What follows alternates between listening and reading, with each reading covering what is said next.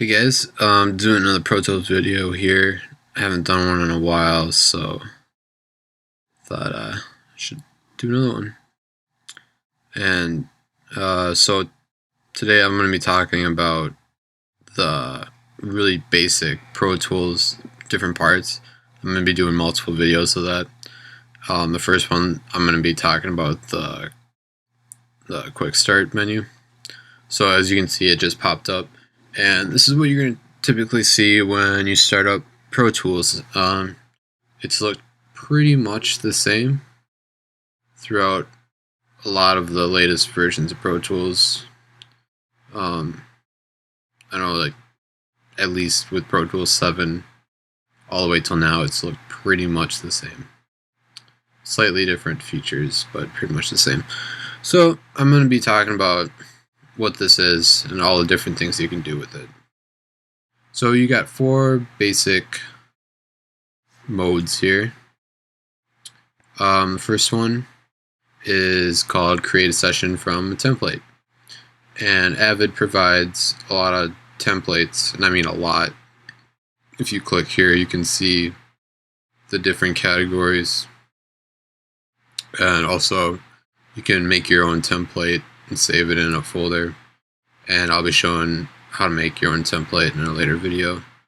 So yeah, if you want to start a blank session from a template, start right there.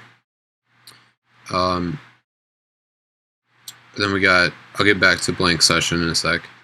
Got an open recent session. That's pretty straightforward if you want to just quickly get back to a session you're working on earlier that day or a day or two before. You can quickly get at it right here. And open session is when you hit OK, a dialog box will come up, and you can manually locate the session you want to start up. So typically you want to start a blank session. So I'm going to be going through the different parameters here of setting up your blank session. So first we got the file type. You got broadcast wave file, which is also known as wave. And you got AIFF.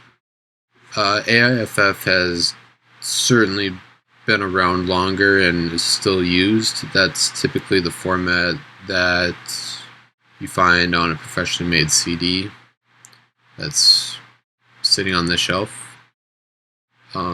Both wave and AIFF are lossless file types, which means there's no compression. Virtually, they are the same. There's arguments that they're slightly different, but virtually they're the same. I usually stick with wave. It's pretty universal and pretty compatible with most things. Not really with phones.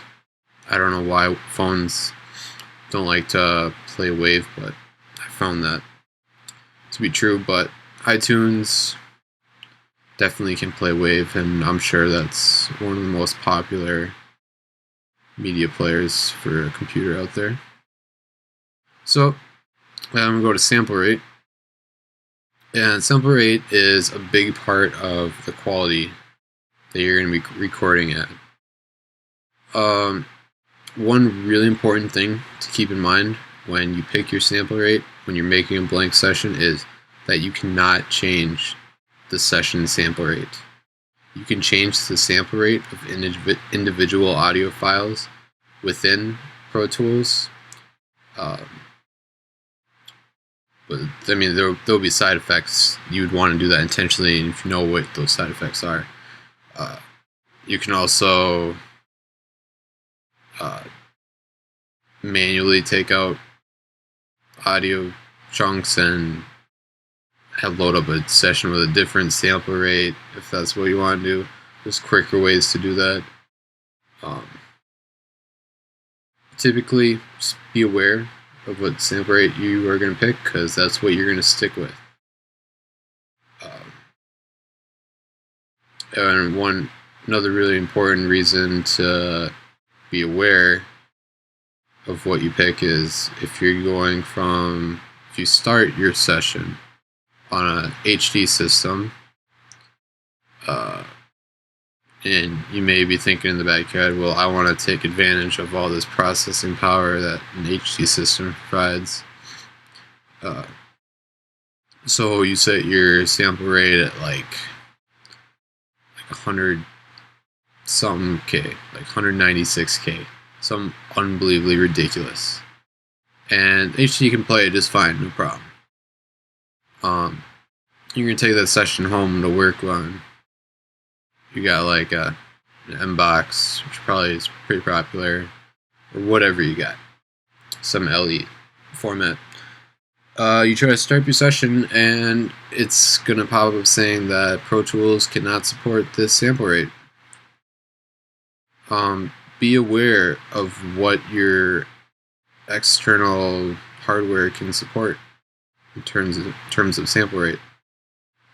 I have a Focusrite Sapphire Pro 40, and it's a pretty high-end box for what it provides.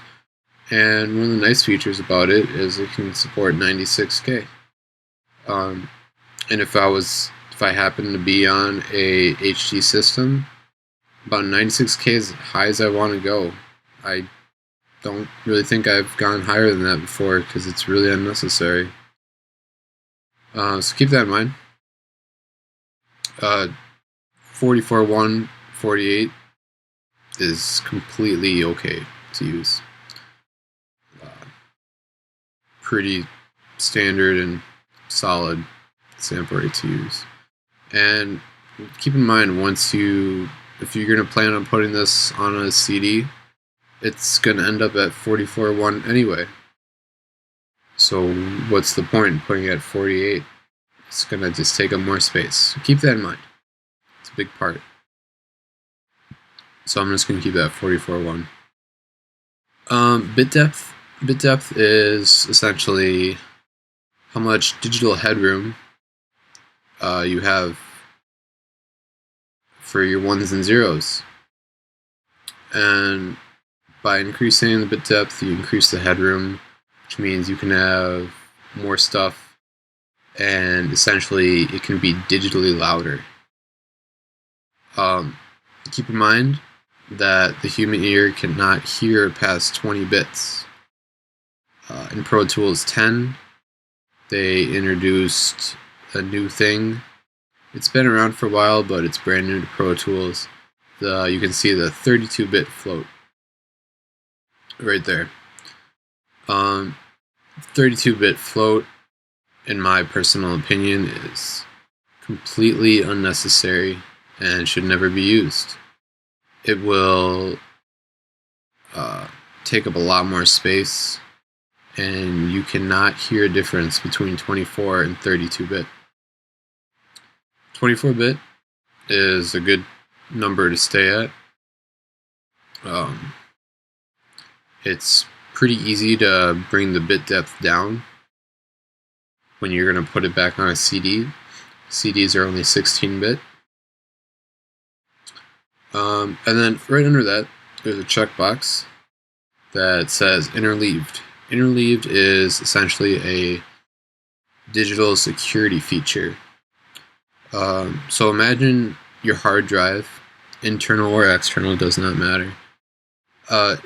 Literally there's a CD, the same kind of CD that has a movie or music on it.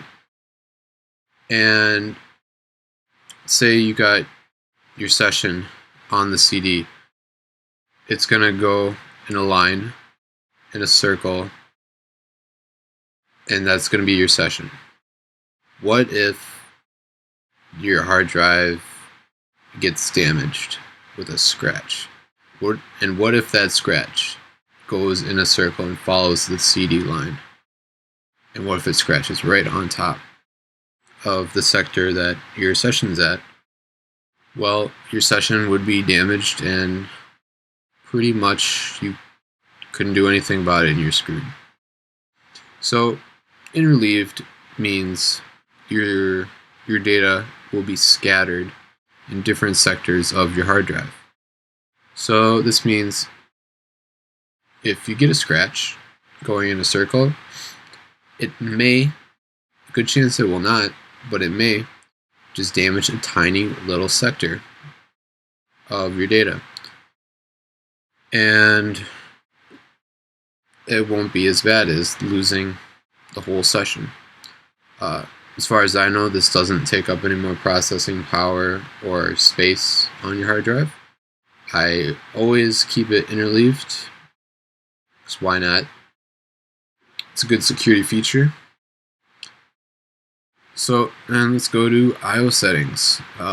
Pretty simple. Your I/O stands for your ins and outs. That being your ins and outs from your digital hardware, like your MBox. On your MBox, you have an input for a microphone, you have output for speakers, and that's what that means. And inside Pro Tools, by default, it should recognize, based on your drivers, the external hardware that you're using, and can set up the I/O for you just fine, no problem. And with MBox, if you pick a stereo mix and you hit OK, it'll make sure that 1 and 2 inside Pro Tools means the output of left and right on your MBox or whatever hardware you have. Avid provides other setups for more advanced. The C24 is a large board, and icons are even larger, which are used a lot for post-production. So it gets a little more complicated when you get in the C24 and the icons. But if you got an MBox, the stereo mix would be just fine. And if you're on a computer at your school, or if you're at a computer at a studio that other people use that computer, be cautious of the last used, because you don't know what they were doing in terms of the I/O. So just to be safe, I'm on my personal laptop, so I know that it's okay to use last used. I don't have to worry about that, but you may want to just pick stereo mix just to be safe. So that's it for the quick start menu. If you have any questions, please let me know in a comment or a message on YouTube. So please rate, comment, subscribe, and I'll be making another video for you guys later. And if you have a request for a video, if you want to know how to do something with Pro Tools, please let me know. I'd be happy to make a video for you on how to do that. Thanks, guys.